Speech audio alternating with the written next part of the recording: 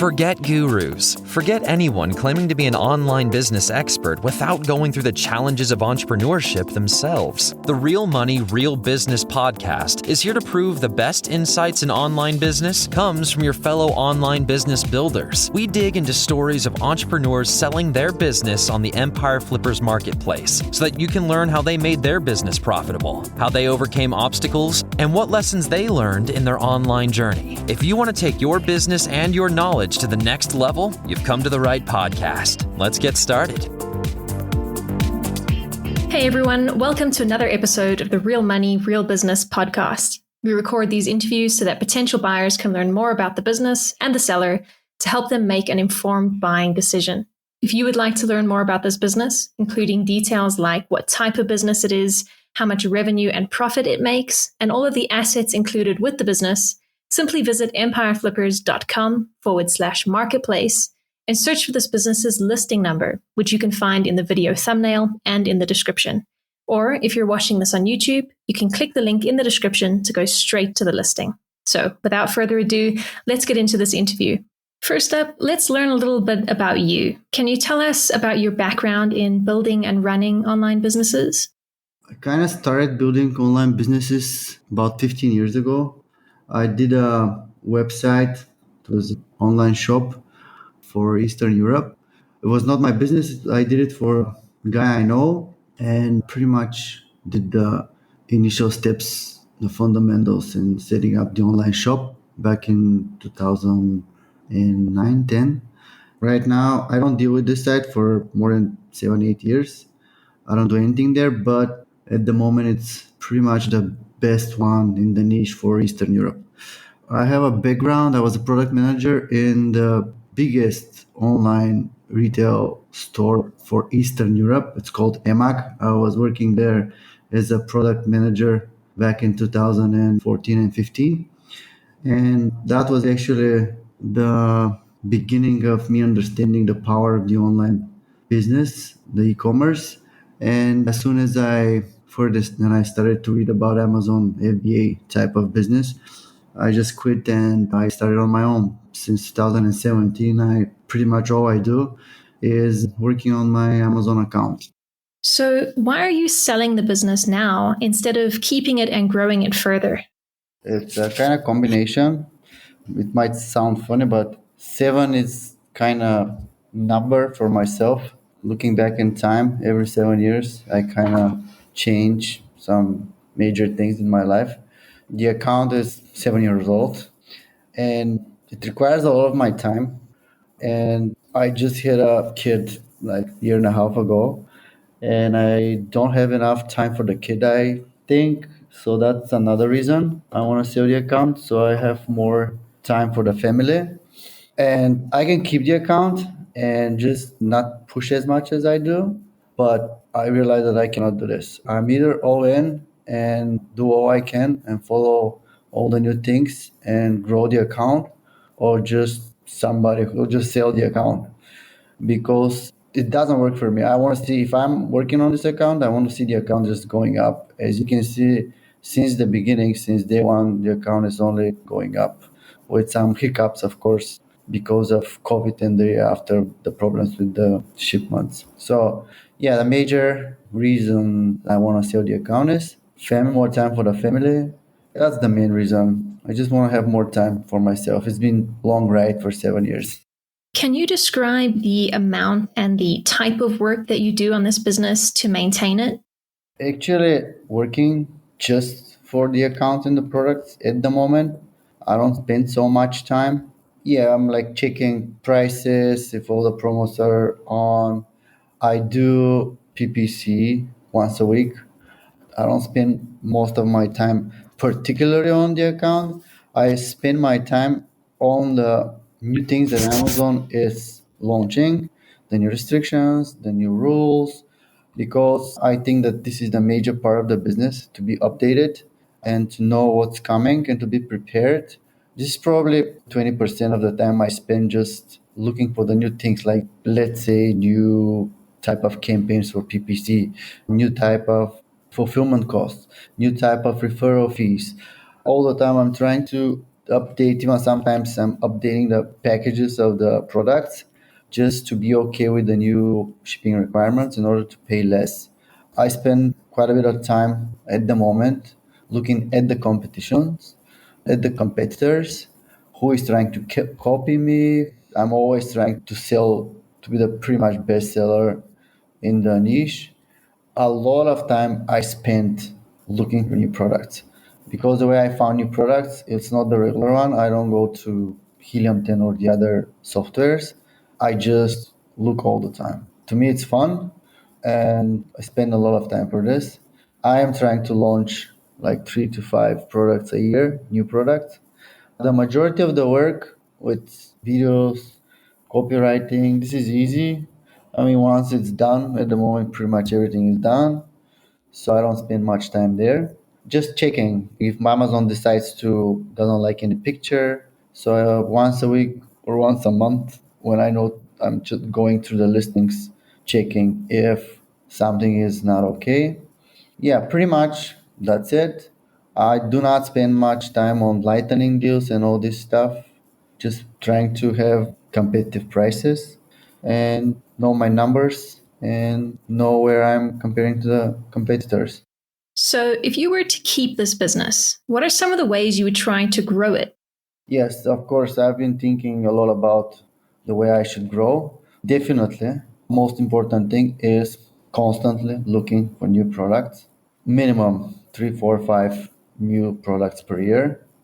The other thing is open a Etsy store. Never had an Etsy store, but I believe if I have the time to read and know all the rules in Etsy and just launch all my products in Etsy, I will probably boost up the sales in like between 10 and 20%. The other thing is working on the social media, trying to sell through social media. But same reason with Etsy, I need to spend a lot of time, and I don't have this time to spend on social media, create more followers, and in general get external traffic, because I don't have any external traffic, and I don't work on it at all. Those are the major new products and external traffic sales from Etsy or social media, or even a website on Shopify, because at the moment we do not have Shopify store. We just have a website, and if somebody wants to buy any of our products, it's linked to the Amazon listings. Right. And what would you say are the biggest risks with this business that buyers should be aware of? Biggest risks are follow the rules. Follow the rules, Amazon rules, and try to have a really healthy account. At the moment, we're at the top level, I think, in health, 900 something plus. Recently, we got, actually, last week, we had an email from Amazon because of good health of the account. They will not suspend the account right away if there is a problem. There is a person who is in charge, and he will contact with us, with the account, in order to clarify why there is something that is not okay, but it will not be automatically suspended. So this is the first time we receive such thing, and it's based on the good health. So follow the rules, have the good health of the account, and be updated with Amazon rules. That's pretty much the risks this business has. Yeah, that's pretty much. How much support are you willing to offer the buyer who acquires this business? If I find a buyer for the account, of course, I want to see the account growing normal. So I don't mind giving extra support to the eventual buyer. And to me, it will be really satisfying to see if somebody who has the potential to grow more this account to do it. I'm okay with trying to extra help the new buyer. Actually, that's how the ecosystem works. Like the Amazon sellers, the biggest ones, we're kind of sharing. If somebody has problems, the other ones should be willing to help. I do not see other sellers on Amazon as my competitors. Of course, not the ones that are in my niche, but in general, I do not see other Amazon sellers as my competitors, because I believe there's too many people who want to buy too many products. And if you ask me, there is not enough good enough sellers on the platform. This way of thinking, just saying that there is no reason for me not to give extra help to the eventual buyer and to help him grow the account. It doesn't matter, it's not mine. I created it, so if it becomes big, part of it is my reason. Got it. And regarding the sale of the business, would you agree to a non-compete? Yes, of course. And honestly to say, when you have products with let's say 3,000 reviews and you know how you started and when you started, if you ask me to start again now, I will not do it. It's way too much work. So competing with my products, I think doesn't make sense to me. So yeah, I'm either willing for the new buyer if I decide to continue with another account selling on Amazon. I'm pretty much sure if they create new products to look what they create and just not creating the same products. If I'm in touch with a buyer, I can either share my future product, not to be in a compete situation. But this, as I said, if I continue the Amazon business. Are you open to negotiating something like an earnout agreement? I would say most likely no, because if I agree to this, it will require a lot of my time. But it's not a definite no, because I don't know what kind of payment structure or the way somebody can structure the deal. I think there is a chance to do it, to go for earnout payment structure, but it has to be very clarified how it should be done. Yeah, there's a chance, I would say. Not big, but there is a chance. Okay, final question. If you had to put yourself in the shoes of a buyer, why is your business a business worth buying? It's a business worth buying because we like to say there is no limits. You can go 5 million sales a year, $10 million sales a year, 20. It all depends how much you want to push, how much work you can delegate, how much you're ready to commit. It has good fundamentals. As I said earlier, good health. Amazon is looking really good on the account. I mean, we are the good accounts. Let's put it this way: we're the kind of verified, whatever, good accounts for Amazon. I believe this is very important. The business is also registered in US, which is a big plus. I believe Amazon is looking better for businesses registered in US. The account has good profit margins.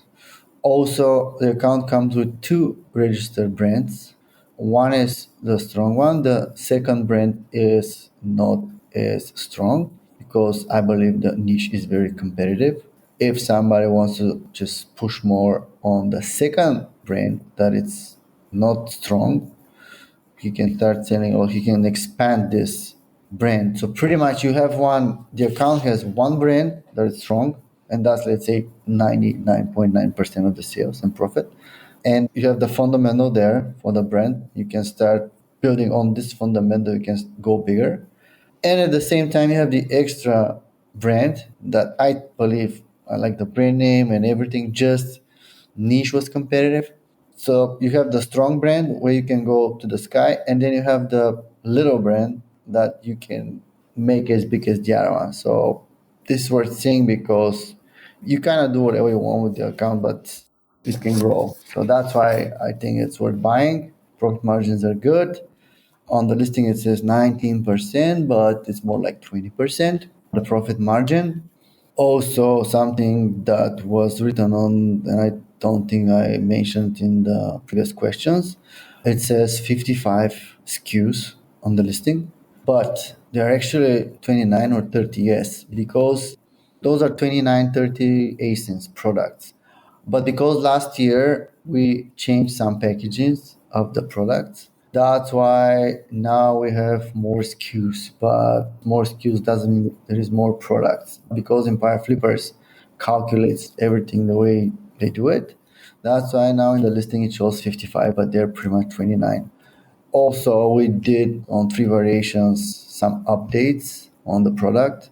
So that's why it's another extra three SKUs in terms of showing on the listing, but basically there is no extra products. And third, we have a few SKUs products, three or four, I think, that we are not going to sell anymore. It means we have some inventory. We were selling for the last 12 months from these 3 or 4 SKUs.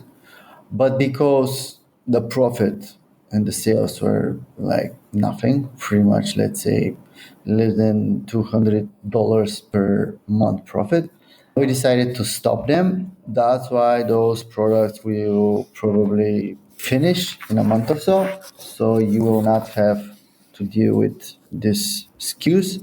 So that's why the reason, what I wanted to say is you have not 55, which means more work for the profit you gain.